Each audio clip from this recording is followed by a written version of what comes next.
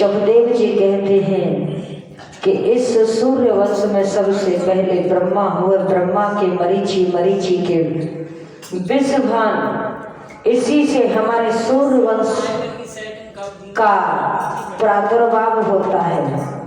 इसी वंश में श्राद्ध देव मनु, इनकी धर्म पत्नी श्रद्धा, इसी वंश में इच्छा को नेव से आती दृष्टि, कनुष, सिद्ध, प्रसन्न और नभग, और इसी वंश में आगे चल के व्यवसित मनु हुए, जिनके यहाँ पर गुरु वशिष्ठ ने मित्र वर्णा यज्ञ करा करके सुद्युम्न का जन्म हुआ, और इसी वंश में उत्कल में और विकल हुए, और आगे चल के नाभाग अम्बरीश और सगर हुए। सगर के 60,000 पुत्र हुए, जो कि कपिल मुनि की क्रोधांगनी में जलकर भस्म हुए। और इसी वंश में आगे चल करके असमंजस के अंशुमान दिलीप और भागीरथ हुए। भागीरथ ने गंगा को पृथ्वी पर ला करके और सगर के पुत्रों का उद्धार कराया। इसी वंश में आगे चल के त्रिशंकु हुए, और त्रिशंकु का दूसरा नाम था सत्यव्रत। अब यहाँ से राजा हरिश्चंद्र की कथा प्रारंभ होती है प्यारे। राजा हरिश्चंद्र के ऊपर एक विलेप लगाया जाता है कि राजा हरिश्चंद्र काशी में जाकर के बिके थे। सोचना कि किन शब्दों से प्रत्यक्षित हो रहा है कि राजा हरिश्चंद्र बिके। राजा सत्यव्रत की धर्मपत्नी का नाम था सत्यवती। सत्यवती जब गर्भवती थी तो उनके मन में एक विचार आया कि क्षत्रियों का एक त्योहार हुआ करता है, जेठ का दशहरा। ये क्षत्रियों का त्योहार हुआ करता है, यहाँ गंगा स्नान करने के लिए जाया करते हैं। तो सत्यवती ने विचार किया कि हम गंगा स्नान करने के लिए चलते हैं, परंतु वहां जाकर के दान करेंगे, धर्म करेंगे, तो दान और धर्म करने से हमारी संतान सुयोग्य उत्पन्न होगी। सुखदेव जी कहते हैं कि दान और धर्म करने से जीव को किस किस चीज की प्राप्ति होती है। धर्मेण राज्यम लभते मनुष्य स्वर्ग च धर्मेण नर प्राणी आयु कीर्ति तपस्या धर्म धर्मेण मोक्षं लभते मनुष्यः धर्मो अत्र मात्र पितरो नरस्य धर्म सखा छत्र परे चलोगे। धर्म करने से मनुष्य को राज्य की प्राप्ति होती है, धर्म करने से स्वर्ग की प्राप्ति होती है, धर्म करने से ही आयु और कीर्ति बढ़ती है, और धर्म करने से ही तप बढ़ता है, और धर्म करने से ही मोक्ष की प्राप्ति होती है। धर्म करने से अच्छे माँ बाप मिलते हैं, अच्छी संतान मिलती है, अच्छे परिवारीजन, अच्छे पड़ोसी मिलते हैं, और धर्म करने से ही मनुष्य को इस लोक में तो सुख की प्राप्ति होती है, परंतु परलोक में भी सुख की प्राप्ति हो जाती है। तो मेरे पास ये 3 मुद्रिकाएं हैं, 3 मोती हैं। स्वामी इनको आप अपने पास रखिए, और हम गंगा तट पर जाकर के और स्नान करने के बाद में ब्राह्मणों को दान करेंगे। प्यारे ये सोच करके, और जैसे ही सत्यव्रत और सत्यवती दोनों गंगा तट पर पहुंचे। प्रातः काल जैसे स्नान करना चाहा तो गंगा मैया की लहर बढ़ गई और सत्यवती को उस लहर में लेकर के दूसरी पार पर फेंक दिया। राजा सत्यव्रत बहुत परेशान हुए, गोताखोरों को बुलवाया, जान डलवाए, परंतु सत्यवती नहीं मिल पाई। वो इस लहर से उस लहर पर चली गई, इस किनारे से उस किनारे पर। राजा ने जान लिया कि रानी बह गई है। लौट करके अपनी अयोध्या नगरी में आया और स्वयं अपने मन में विचार करने लगा कि मेरे पूर्वज जब इस गंगा को लेकर के आए, मेरे पूर्वजों ने ही मेरे वंश का नाश कर दिया। ये अपने मन में सोच रहा था कि आज सत्यवती इस कोने से उस किनारे पर जब गई तो एक झाड़ी से टकरा करके वो वहीं पर रह गई। और प्रत्येक जेठ के दशहरे को पाताल लोक का राजा वासिक और वहां पर गंगा स्नान करने के लिए आया करता था, गंगा के दर्शन करने के लिए आया करता था। आज उनकी धर्मपत्नी उनके साथ है। जब उसकी धर्मपत्नी ने देखा कि एक स्त्री मूर्छित अवस्था में गंगा किनारे पर पड़ी हुई है तो उसने जाकर के देखा और कहा कि स्वामी, ये स्त्री मुझे लगता है गर्भवती है और मूर्छित यहाँ पर पड़ी हुई है, हो सके तो हम अपने राज्य को इसको ले चलते हैं। प्यारे उसको वासिक अपने राज्य में ले गया और अपनी बहन बना करके रखने लगा और उससे बार बार पूछने लगा, बोले कि बहन आप किस राज्य की महारानी हो, आप मुझे एक बार तो बतलाइए। परंतु सत्यवती ने अपना मुंह नहीं खोला, बिल्कुल नहीं बताया। अंतकाल हुआ क्या, इधर वासिक की पत्नी भी गर्भवती थी तो वासिक के आंगन में भी एक बालिका का जन्म हुआ और सत्यवती ने भी एक बालक को जन्म दिया। अब प्यारे सबसे बड़ी चिंता क्या होती है, देखो हमको और तुमको चिंता होती हो या न होती हो, परंतु वास्तविक चिंता नामकरण की सताती है। नामकरण करने का अधिकारी मात्र दो व्यक्ति होते हैं, या तो कुल ब्राह्मण और या कुल गुरु। अब विचार करने लगा कि हम नागवंशी हैं और काशी में भगवान भोलेनाथ विश्वनाथ का मंदिर बना हुआ है, वहां के पुजारी हमारे कुल गुरु है, कुल ब्राह्मण है। ये वासिक ने सोचा तो अपनी बालिका का नामकरण भी उसी व्यक्ति से करवाएंगे। प्यारे पुलवालिया 10वें दिन आज नामकरण कराने लगे, पुत्री का नामकरण जैसे करने लगे तो उसके गुण और नक्षत्र देख करके करने लगे। मस्तक की रेखाओं को देखा, बोले कि ये विवाह होकर के जाएगी तो किसी राजा के लिए जाएगी और ये पाताल लोक में नहीं रहेगी, ये पृथ्वी लोक पर जाएगी। इसका मुखमंडल एक तारा के समान सुशोभित होता है, एक तारे के समान सुशोभित होता है, इस कारण इसका नाम तारा रखा जाएगा।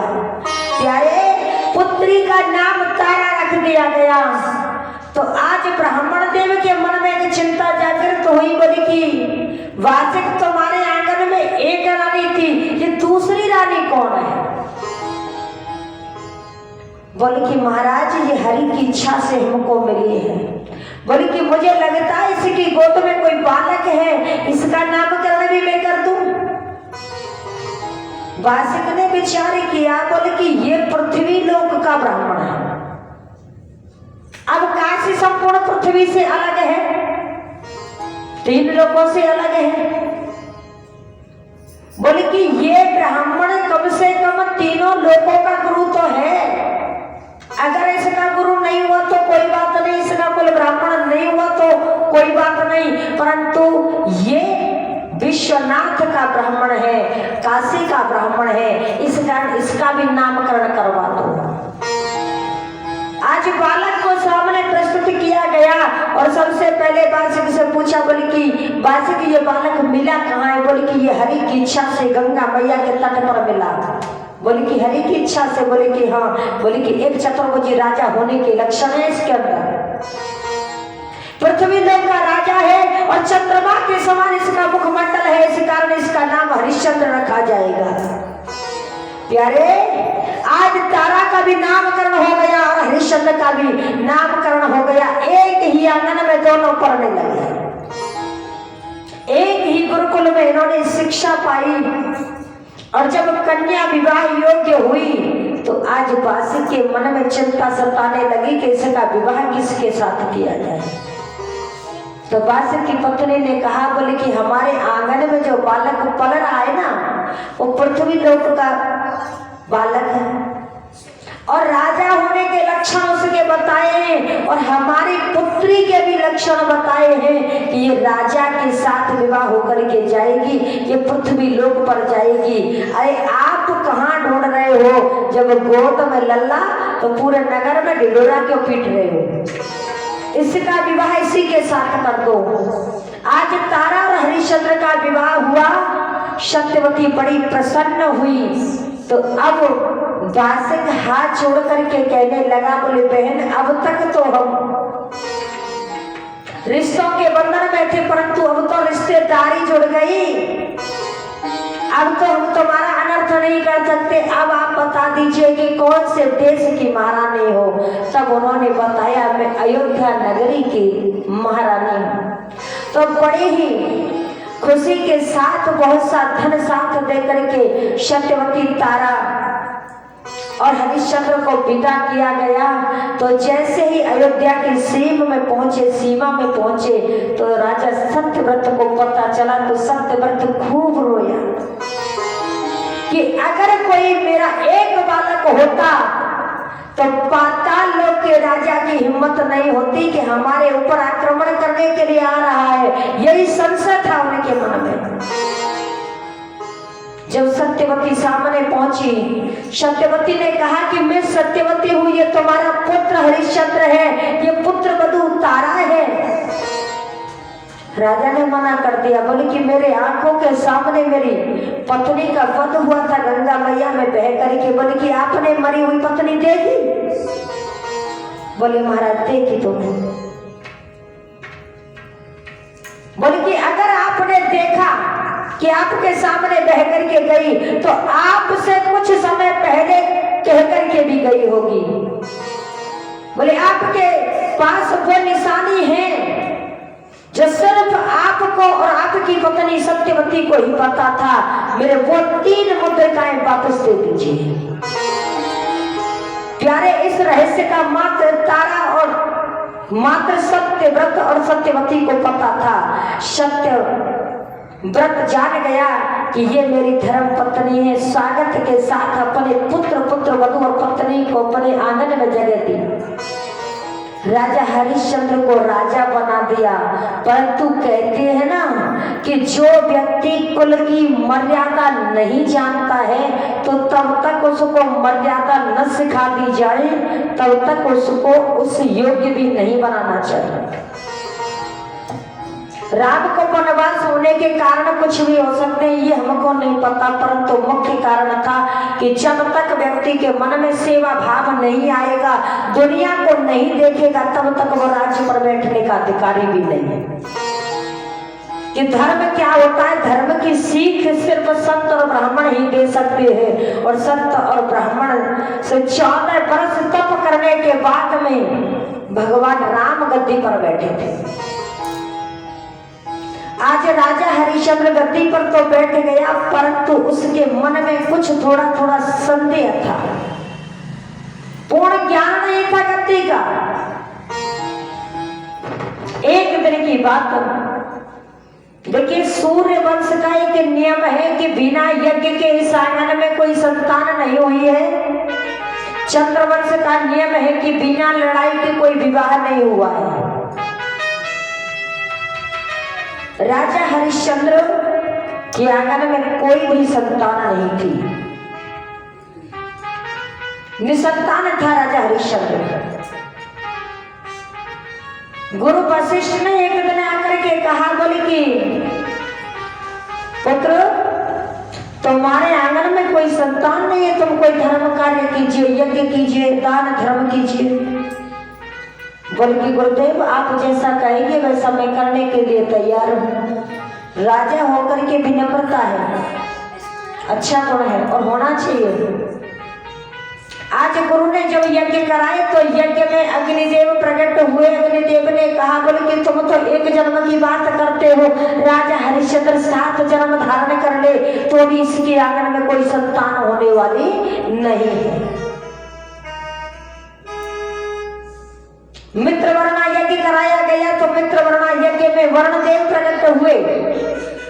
वर्णदेव ने कहा, बोले कि इसका 11 साल तक निर्वंशी का नाम मैं अपने इच्छा पर, अपने अधिकार पर मिटा सकता हूं, परंतु इसके भाग्य में कोई संतान का योग्य नहीं बनता है। तो गुरु ने कहा कि बस 11 साल तक नाम मिट जाए तो धर्म एक वो चीज होती है कि धर्म के बल पर हम हाथों की रेखाओं को बदल सकते हैं, तो कर्म की रेखा क्यों नहीं बदली जाएगी। तो 11 साल के लिए एक पुत्र आया जो कि वरुणदेव की इच्छा से आया, परंतु एक शर्त रखी गई थी। बोले कि हरिश्चंद्र जब 11 साल का पुत्र हो जाए तो नर पशु बलि की जगह पर अपने पुत्र की बलि तुझे देनी पड़ेगी हवन में। स्वीकार कर ली, इसका नाम रोहित रख लिया गया। इससे अधिक हित न लगाया जाए। बालक धीरे धीरे बड़ा होने लगा। अब तो राजा हरिश्चंद्र तप करने लगा, भगवान के नाम का जाप करने लगा। और जब जाप करता करता यही बात स्वर्ग की पताका भी लहराने लगी हरिश्चंद्र के नाम की, तो वहां पर सभा जुड़ी हुई थी देवताओं की। उस सभा में विश्वामित्र भी बैठे हुए थे और गुरु वशिष्ठ भी बैठे हुए थे। तो सभी प्रशंसा कर रहे थे। प्यारे, जहां शिष्य की बड़ाई हो रही हो तो गुरु का मन एकदम प्रसन्न हो जाता है, परंतु सामने वाले का चेहरा झुक जाता है। विश्वामित्र का चेहरा झुक गया तो इंद्र ने प्रश्न किया, बोले कि तुम्हारा चेहरा क्यों झुक रहा है। बोले कि समय समय की बात है भैया, आज वशिष्ठ का शिष्य इतना महान हो गया, किसी दिन हमारा शिष्य भी, हमारा कार्य भी महान हो जाएगा। प्यारे, कहा जाता है कि विश्वामित्र और वशिष्ठ दोनों में युद्ध हो गया। वहां पर 6 माह तक शास्त्रार्थ युद्ध हुआ।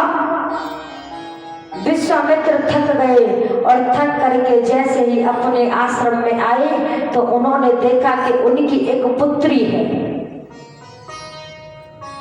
शकुंतला।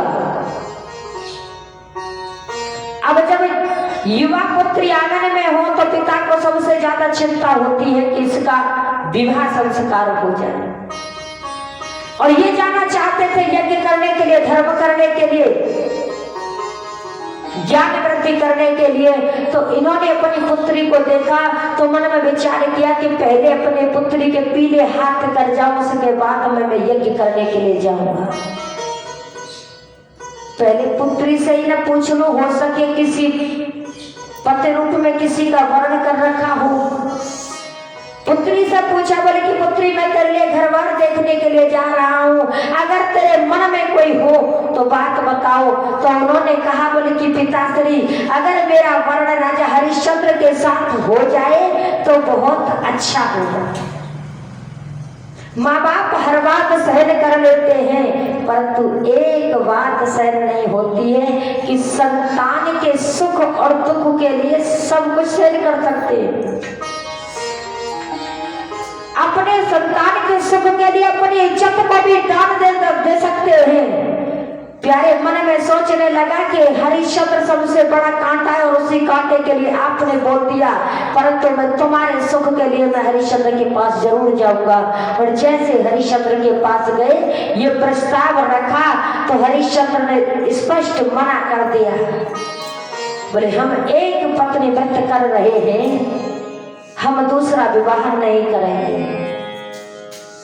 क्रोधित तो हो गया विश्वामित्र, राजन मैं तुझे देख लूंगा। अरे जिस पत्नी के मोह में तुम इतने प्रसन्न हो रहे हो, एक दिन ऐसा आएगा कि ये पत्नी तुमसे दूर हो जाएगी। प्यारे, विश्वामित्र लौट करके गया और तपस्या करने के लिए बैठ गया। और इधर तो विश्वामित्र तपस्या करने के लिए बैठा है, और इधर जो तारा थी, तारा की एक बहन और है रुक्मिणी, जो अपने पूर्व जन्म के पाप कर्म के कारण एक नीच जात मेहतर घर में जन्म लेकर के आई, परंतु वह उसी अयोध्या नगरी में ब्याई जिस पति का नाम था कालीचरण। देवी भागवत महापुराण के आधार पर बताई जा रही है प्यारे, कि राजा हरिश्चंद्र से कौन सा ऐसा कर्म हुआ था जिस कर्म के कारण उसको भोगना पड़ा और दर दर भिखारी बनना पड़ा।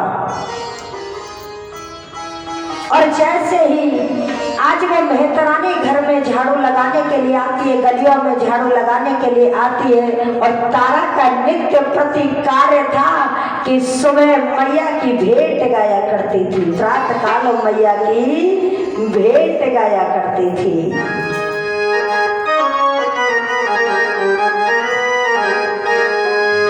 हमारी मैया शरण लइए तेरी, अरे दुर्गा शरण लइए तेरी, मैया रख ले लाज हमारी।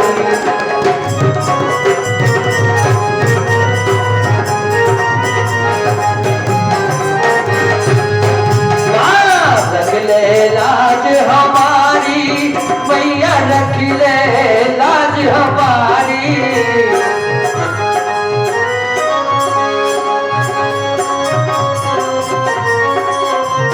ओ दुर्गा शरण लइए तेरी, मैया रख ले लाज हमारी।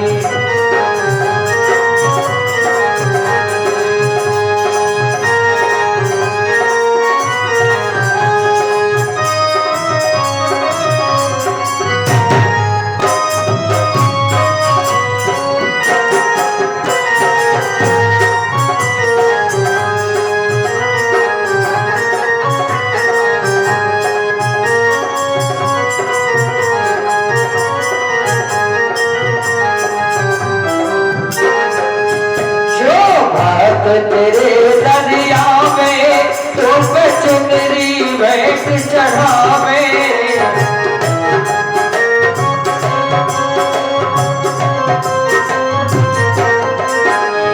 भक्त तेरे दरिया में तो चुनरी बैठ चढ़ावे।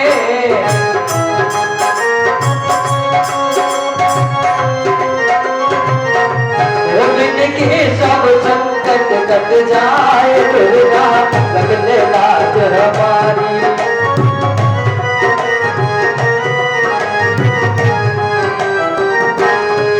माँ रख ले लाज हमारी, मैया रख ले लाज हमारी। मैया शरण लइए तेरी, दुर्गा रख ले लाज हमारी।